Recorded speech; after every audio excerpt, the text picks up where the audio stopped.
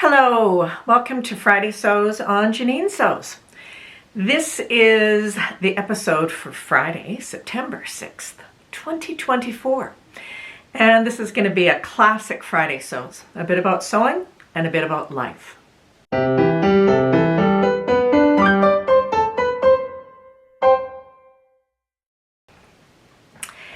Today I am wearing a Cashmerette Carlisle knit top. I made this last spring, a year ago in the spring. I like the pattern. I like this fabric. I don't like the two together, which is why I rarely wear this top. You can see this is a super lightweight viscose knit. You can see the droopiness. I don't like this. And for that reason, I have not worn this much, but I'm trying to wear some of my less worn summer garments before the end of the season so I can decide if I'm going to remake them or pass them on to someone else over the winter. But good pattern, nice fabric, not good together. Friday Sews is the creation of Jen from Today in Jen's Sewing Room, and you know this. If you've watched Friday Sews, we talk about what's going on in our sewing room, you talk about what's going on in your sewing room, and we talk a little bit about life. I haven't done a lot of sewing that I can show you. So I've only got a couple little things to show you for the sewing part today. I overcommitted to challenges and to specific sewing projects. Again, seems to be kind of an annual thing that I do. So I am working on various things. I am sewing madly, but I just can't show you what I'm sewing. The one thing that I have been working on and is finished is my dress for Calgary Frocktails. And Calgary Frocktails is tomorrow night. I'm hosting. I'm a little bit stressed about it. But for this moment, I'm just going to relax and enjoy the time with you and talk about what little things I've made and what's coming up next. So, just going to zen out for a few minutes with all of you. In the midst of working on these big projects, I've done a couple of small things. These are really tiny sewing projects. I think that some of you will be able to relate to them. There are times when there's a lot going on and you're feeling under pressure, and it's nice to just do something that's easy and simple. And that's what these projects are. The kind of thing that you can do completely in an hour and then have that sense of accomplishment. A while ago, I don't know how long ago, year, 2 years ago, I showed you Pamela's Patterns t-shirt makeover pattern. And Pamela's Patterns is an American indie pattern company, small indie pattern company, and she was one of the first designers to focus on patterns that are for the more mature figure. Style Falcon has joined Pamela Leggett with also focusing on a more mature shape. T-shirt makeover pattern, simply, if you haven't heard me talk about it before, or haven't heard other people talk about it, is how you can take one of those free boxy t-shirts or one of the ones you get that's inexpensive and turn it into something that has a little bit more shape or fits in the shoulders a bit better, or it has a neck that's a little more open. Super simple little pattern.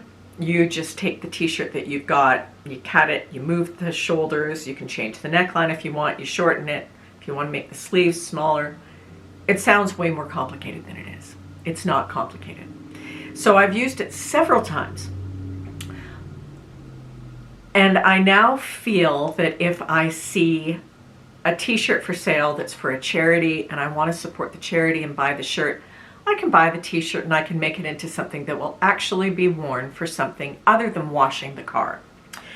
One of those t-shirts I picked up earlier this year was offered by my hockey team, the Calgary Flames.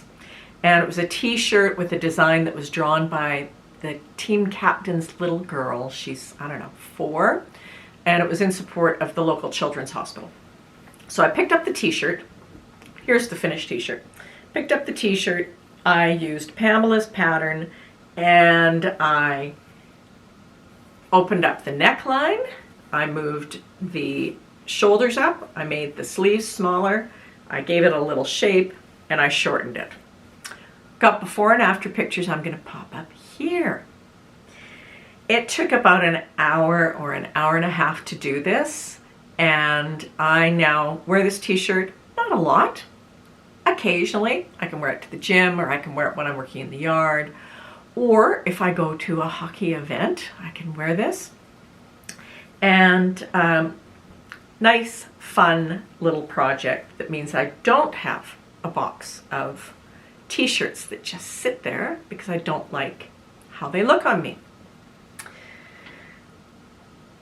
Now, the other sports team that I follow locally is my football team, my Canadian football team, not my US football team. Last weekend, Monday, I guess that was this weekend, this past weekend, there's a big game every Labor Day. We have seasons tickets and we go to all the games, and they wanted everyone to wear black because the team was wearing their black uniforms. And I had one of the team's inexpensive, boxy black t-shirts. Decided at the last minute that I wanted to wear that t-shirt, and didn't have enough time to use Pamela's pattern. So I kind of did it on my own, and I'm going to show you what I did here really quickly. It's black fabric, so it's difficult to see exactly what I did. If you want more detail, I've put a few words down in the description box, and if you really want to see how I did it, and by the way, Pamela's pattern does a way better job than I did on this, but if you want to see it, let me know and I'll do a little short or something showing you what I did very simply. So it was a black t-shirt, and the first thing that I did is I changed the neck from the high neck crew to a V, and that's always super simple because this ribbing stretches so much. I just unpicked from shoulder to shoulder on the front, picked a point where I wanted the V to end, cut the fabric, and then just stretched the neckband into the V. So I did that, tried it on, still wasn't happy with it. I shortened it by 4 inches, still wasn't happy with it. And by that time, I didn't have enough time left in the day to pull out Pamela's pattern and recut everything, put the sleeves back on. So I did a super cheat, but it worked. And that was to add, I don't know if you can see this, to add darts in the front and the back on the shoulder seam.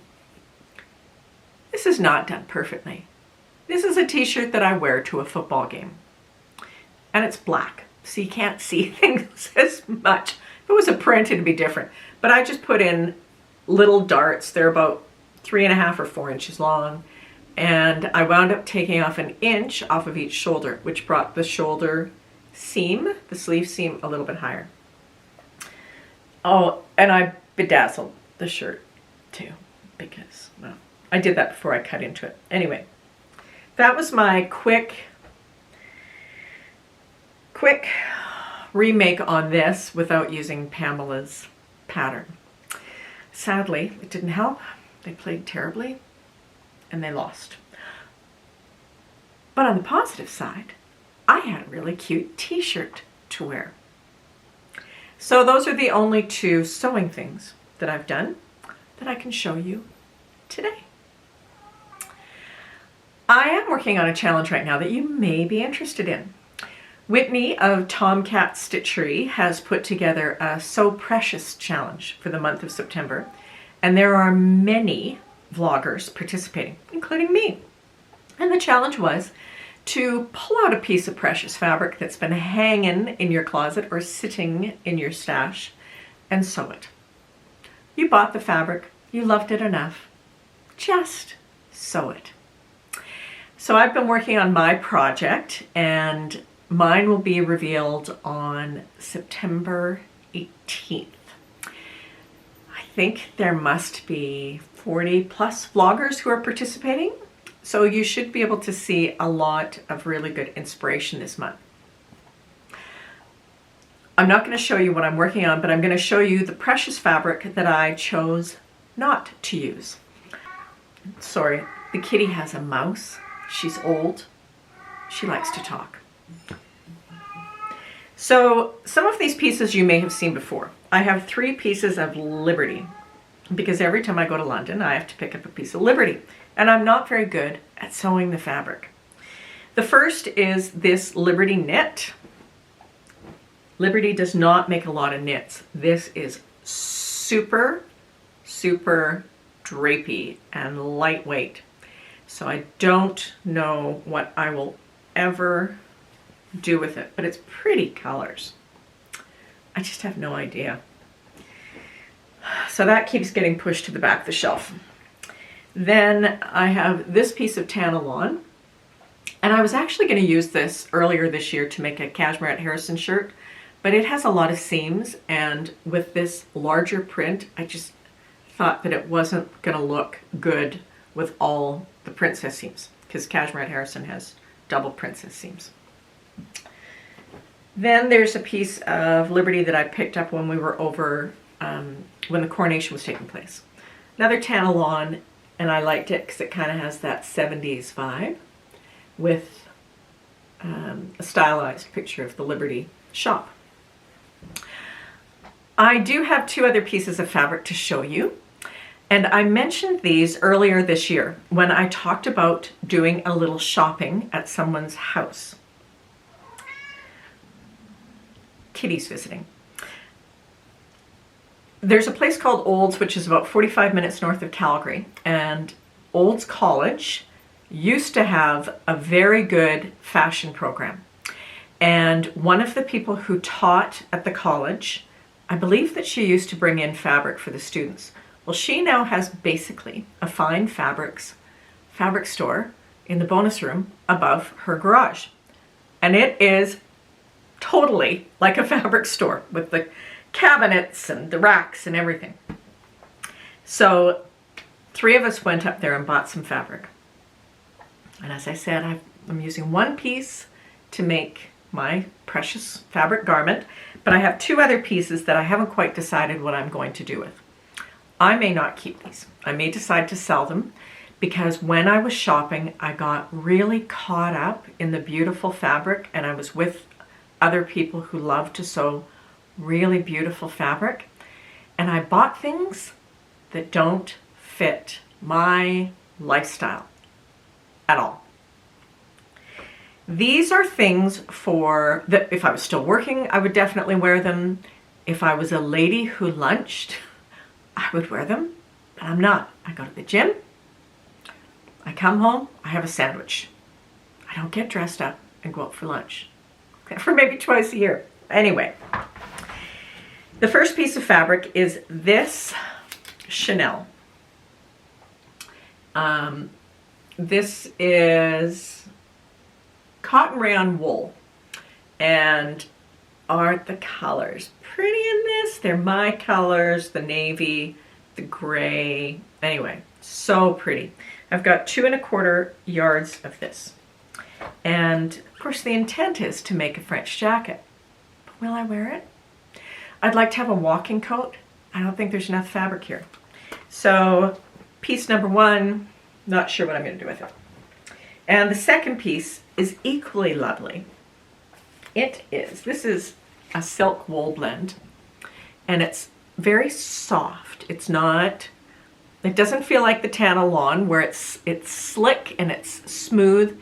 It's got just a little bit of softness to it, almost as if it was like a flannel or a brushed cotton. Super soft.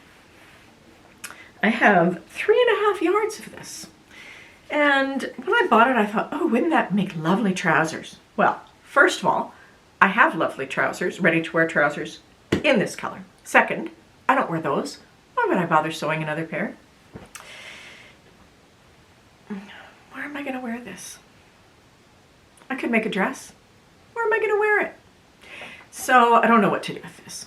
So these are going back in the closet. I think of these, I will definitely sew the Liberty before I'll sew those other two. I just don't know what I'm going to do.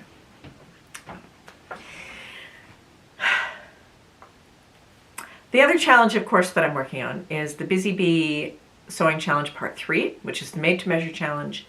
And as soon as I get the Precious garment done, then I'm going to work on that. And that is going to be revealed on September 25th.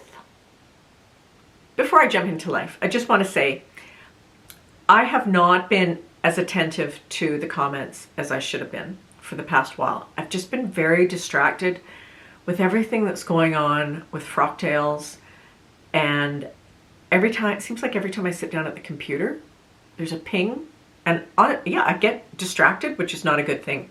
So this fall, I'm going to be, over the next several weeks, I'm going to be trying to figure out how I can better manage that so that I can give the time that I want to being part of this community. So I apologize if I have not replied to things, or if you asked a question and I've not gotten back to you. I do apologize for that, and I'm going to do better. I do want to know what you're working on for the fall. Are you working on anything for the fall? I'm interested to hear what you're planning to make, if you're looking at different colors, new colors, different shapes. So please tell me about that. Now, my life is Frocktails through probably Tuesday of next week. I want to give a shout out to the people that are working with me. It's not just me. There's a committee of us, local sewing community members. This could not be done on your own. The committee members do so much. This is not just me. It's a whole committee of people. And I'm going to get a picture. I'm going to try to get a picture of everybody on the committee so I can share it with you next week. But we also couldn't do this without sponsorship of sewing businesses. And in the past couple of weeks, I've heard about two businesses that are pretty well known that are going to be gone. The first one is Girl Charlie, knit fabrics, online retailer in the States. They are closing. I know they're having their clearance sale now. Dress Sew in Vancouver, which is a Vancouver institution. Their building is up for sale. They don't know if they're going to close permanently or not. They would like to, what they have said is they would like to relocate, but it's complicated. So they're still open, but it's kind of a big deal because Dress Sew was very well known in downtown Vancouver. So these businesses are so important to the events that we put on, and for a lot of us to our sewing life. On my personal soapbox, I don't like giving any money to that gigantic monolithic online retailer whose name I'm not going to mention. I can normally find everything that I need at a pretty good price somewhere, either locally or online. I know that not everybody is that fortunate, but I ask you to please consider small, local, regional businesses when you're doing your sewing shopping. And if there's a business that you see that's sponsored an event or sponsored a challenge on Instagram, or they've donated some fabric to the local high school that has fabric or sewing classes, let the store know where you heard about them. Say, thanks so much for giving the fabric to the school. These stores need to know that we are noticing what they're doing. To that end, I'm going to very quickly notice and shout out the primary sponsors for Calgary Frocktails. They're all listed below. Many of these are online retailers that you can shop anywhere. But I just want to shout out very quickly to these businesses that are supporting Calgary Frocktails. Marshall Fabrics, which is in Edmonton and Lethbridge, Alberta, and Winnipeg, Manitoba. They are Calgary Frocktails co-sponsor. So they're our lead sponsor, and we're very, very appreciative of their support. Emmaline Bags, which is based in Spruce Grove, Alberta, and is basically the best bag making business in North America. Fit So Well, which is a Calgary-based business that teaches fitting and also sewing. Fabric and Flow is an Edmonton and online sewing business. They also sponsor Edmonton Frocktails. Uh-Oh Creations is a bag pattern maker that also sponsors the Baganeer and is part of the Bag Pattern of the Month program. Sorry, Great Alberta Baganeer. Uh-Oh sponsors the Great Alberta Baganeer. Fabric Depot, which is a Calgary and online fabric store. It's massive. They have everything imaginable. Anna Zoe Patterns is a Calgary pattern maker that specializes in women's and children's patterns. In the spring, I made the Anna Zoe Tabitha tank and it turned out very well. And finally, Spotted Zebra Engraving. They do laser engraving, but they also do printing for like personalized sewing labels using fabric, faux suede, faux leather, canvas. They also engrave wooden buttons, which I thought was kind of an interesting thing if you're making a jacket. So just a special thank you to those businesses. The plan is next week, Friday Sews will be all about Calgary Frocktails. I'm hoping that this year I take some pictures. I took none last year. This year I just want to be a little more chill when I get there. Pull out my camera, relax. Just enjoy myself. I'll be finishing hoping to finish my So Precious challenge, then working on the Busy Bee sewing challenge made to measure. And then I've got to clean up my sewing room because it's kind of a disaster right now. So that's what's going on. You know I appreciate you watching, and I look forward to seeing you again next week. If you're in Calgary and you're coming to Frocktails, I'll see you tomorrow night. Take care, everyone. I'll see you soon.